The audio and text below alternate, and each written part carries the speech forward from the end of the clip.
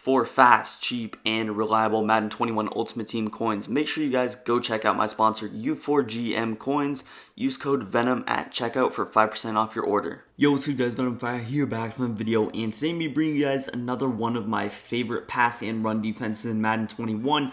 This one is going to be a little bit more sound because it is out of the Big Nickel over G. Big Nickel over G, unlike 3-3-5 or dollar or big dime formations, has 4 pass rushers. So obviously your pass rush is going to be a lot better. You're going to get better sheds, and Big Nickel over G is probably one of the best shed defenses in the game. So yeah, that definitely helps. One thing about the formation is that you can get safeties at linebacker. So I threw Nasir Adderley right here at linebacker. I did keep Kenneth Murray. I think he's pretty fast. And then, yeah, obviously you got your safeties on that back end. Now, one thing about the Big Nickel formation is that you can actually make sure that you get the right adjustments, because the adjustments in Big Nickel are different, meaning the quick adjustments, the cornerback adjustments will be different. So one thing you have to do is just flick that right stick to the left side once. What that does is it'll just give you normal adjustments, the same as any other formation. And yeah, with that being said, we will go ahead and hop into our play. The play we're running is just going to be a base cover 2 man. I think it's cover 2. We know man coverage already, so I'm just going to be showing you guys a couple of setups. Again, I've talked about some 3-man rush setups that I like to go to out of man coverage, but I've never really talked about 4-man, so I'm going to be giving you guys some different looks, some different adjustments. Okay guys, back out on the field, and for this video I'm not necessarily going to give 1 or 2 universal setups like I usually do. I might just be talking about different adjustments you can do depending on what your opponent is running. So yeah, we're going to hop into some different adjustments, some different styles, and again, you see I'm going against Bunch, probably the most meta offense right now, and although I can't really switch plays because the computer's controlling them, really, I can sort of talk about what players like to do out of Bunch and showcase those adjustments. So we will just hop into the base setup. Now, one thing about Big Nickel, it really does depend on the sheds. Now, sheds, I've noticed more times than not, I get better sheds when I just leave my D-line still. I know sometimes people like to pinch their D-line, and that can give good sheds, but overall for me, I like to just leave them normal. I've noticed that the players on the outside get better animations. And specifically, one thing about this shed defense and this Big Nickel formation in general is it goes really crazy with those edge threat elites on the outside or edge threats. So you see Joey Bosa has the edge threat. Now, the edge threats are a little bit inconsistent. They will get shed sometimes, they won't. But out of this formation, I definitely recommend it because they really do help out a lot. And again, man coverage, it's very good. So if you can get quick pressure combined with man coverage, it's going to be difficult for your opponent to get the ball out. So we'll hop into the backside adjustments though. What I like to do is obviously press. More times than not, you're going to shade over the top. Now, in the case that you have bench press, obviously you might want to just leave them normally for one play, get the receivers tired, and then you can start shading over the top. Again, I'm just going to go with the assumption that you're not running bench press. I do think it got patched, not exactly sure. But yeah, moving on. The first setup, the first way I like to run it is just going to be throw this weak side safety in an inside third. Now, when I'm defending Bunch, I usually like to use this player when I'm running cover 2 man. So I like to be on the right side, and then I'm going to put this player in inside third. The reason I do that is because a lot of times that receiver on the left, N'Keal Harry, is on a deep post or some sort of man-beating route deep, and that's the way to defend it. Now, when I'm running it, I like to move him down in the box so that he's also going to defend maybe a short post like out of Pat Sale or whatever. But this is just the first base adjustment. You saw I pressed, shade over the top, put that free safety in an inside third, and we are good to go. Another thing you could do, which I will talk about a lot later, is that if they're not sending the running back out at all, you could put him on a QB spy. For now, though, I think my opponent's going to, or the computer's going to block him. And you guys see, boom, half a second, we got an instant block shed right there very quickly. And that guy doesn't even have edge threat elite. Melvin Ingram does not have any abilities.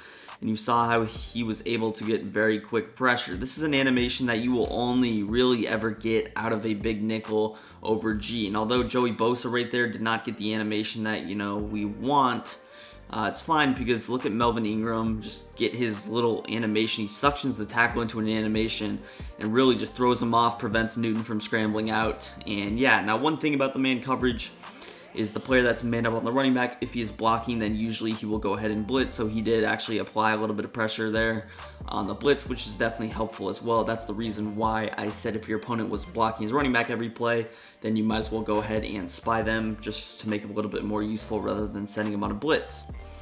But we'll talk about other adjustments with that linebacker. But again, the first setup I was telling you guys, you just go ahead, press your defense, shade over the top, and throw a wide and inside third. If you don't know how to put your free safety or wide and inside third, double tap Y or triangle, press Y or triangle, and then push that left stick to the left side. That's going to give him an inside third again. What I like to do is move him down a little bit.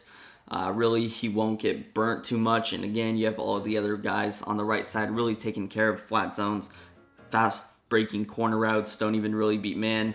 Now again, he's going to scramble out. You see everything covered, and right there with my user, I literally clicked off and he just did nothing. I thought he crossed the line of scrimmage, but that was my bad, obviously. You will see a guy like Cam Newton do that a lot. Now, with the sheds, the other way I like to do it, whether you're just leaving them the same, the other way I've noticed getting good sheds is actually to slant inside. Now, again, really, Joey Bosa is kind of inconsistent. Like I mentioned, you can't really do a specific thing to get him that edge third elite animation every time.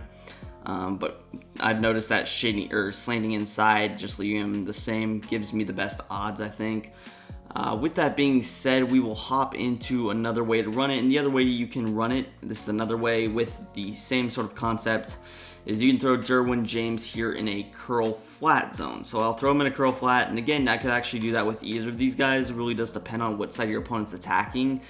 But if he's attacking you with corner routes or things that will beat man coverage on the right side, I would throw Derwin James in a curl flat, user him, because the odds of a crosser or whatever beating you is a little bit lower. People running crossers out a bunch is a little bit lower than if they were to just run it the same. But again, I can user anything over here. You see, look at the pressure, screaming. Cam Newton, very irate in the pocket. He has no clue what he's doing. And you see, even with like pretty low overall guys besides Bosa, Bosa's not even getting home out of this. And you see the sheds are very solid. Patriots O-line definitely pretty decent as well. But yeah, you see, I want to talk about the backside coverage against two very quick breaking routes. Now, I know that these receivers aren't necessarily the best, but Damiere Byrd, he's a 95, 94 speed receiver. He's going to be very fast, and he is being defended by Casey Hayward, who is not the fastest corner. I know he's probably not over 88 speed, I would say. But just take a look at the man coverage defending him. This is pressed. You see he's going to follow, and look at the quick breaking route. Yes, he gets in separation on the break, as anyone would. But you see later in the play, just completely shadowing, completely following. And that's literally not even a throwable ball. Obviously, with the curl flat, it's impossible to throw that. But even without, you see him following perfectly. Take a look at the left side. Again, number 43, I don't even know who this is. I think that's actually a safety. Now, he's going to get a little bit more separation because that's a lower overall guy. But you see, if you don't throw it on break, he's going to catch up to him, and it's going to be defended. So you have to have really good timing on passes like that. But yeah, well, I'll hop into another setup, and this one's going to only be a 3-man rush. You're going to use the 4-man rush to your advantage. What you're going to do is put X on a hard flat and put A on a curl flat. So it's going to look like this. You're playing underneath on the left side, assuming that it's going to be a drag route or a slant route or something. That hard flat can definitely get out there, defend it a little bit better. You're putting Derwin in a curl flat to worry about the right, and really your responsibility is in the middle of the field. Any man-beating routes deep, or any crossers deep from right to left, things of that nature. Again, your press, you shade over the top, and then the way you put that D lineman on a hard flat is double tap deep out to the left, press that X or square button, and push that left stick to the left side, get him in a hard flat.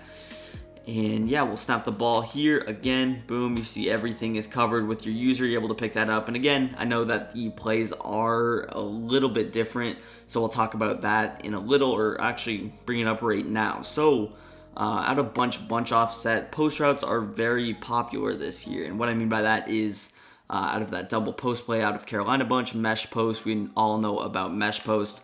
And really the way I like to stop that is just going to be to put Derwin James here in a hook curl. So putting him in a hook curl will stop any post routes, any little curl routes, any dig routes, things of that nature. And it's going to help defend like those annoying routes that really you can't use her this year as effectively. So just putting him in a hook curl, it's a base, sort of a pretty much like a cover one. But you're going to have the 4-man setup, the 4-man blitz. So you're going to get those quick block sheds.